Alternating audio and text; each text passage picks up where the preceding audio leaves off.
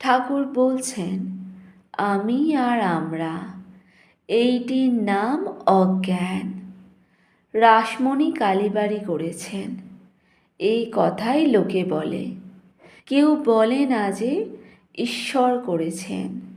ব্রাহ্ম সমাজ অমুক লোক করে গেছেন, এ কথা আর কেউ বলে না যে ঈশ্বরের ইচ্ছায় এটি হয়েছে।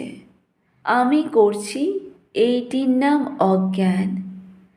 হে ঈশ্বর, তুমি কর্তা আর আমি অকর্তা।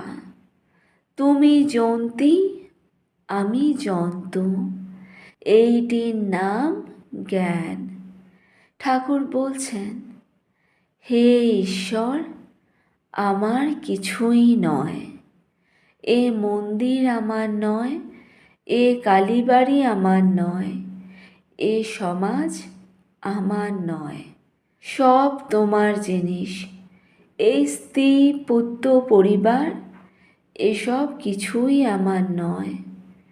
সব তোমার জিনিস, এরই নাম জ্ঞান। ঠাকুর বলছেন, আমার জিনিস বলে সেই সকল জিনিসকে ভালোবাসার নাম মায়া। সবাইকে ভালোবাসার নাম দয়া। শুধু ব্রাহ্ম সমাজের লোকগুলিকে ভালোবাসি, কি শুধু পরিবারদের ভালোবাসি, এর নাম মায়া। শুধু দেশের লোকগুলিকে ভালোবাসা, এর নাম মায়া। সব ধর্মের লোকেদের ভালোবাসা, এটি দয়া থেকে হয়, ভক্তি থেকে হয়। ঠাকুর বলছেন, মায়াতে মানুষ বদ্ধ হয়ে যায়, ভগবান থেকে বিমুখ হয়। দয়া থেকে ঈশ্বর লাভ হয়।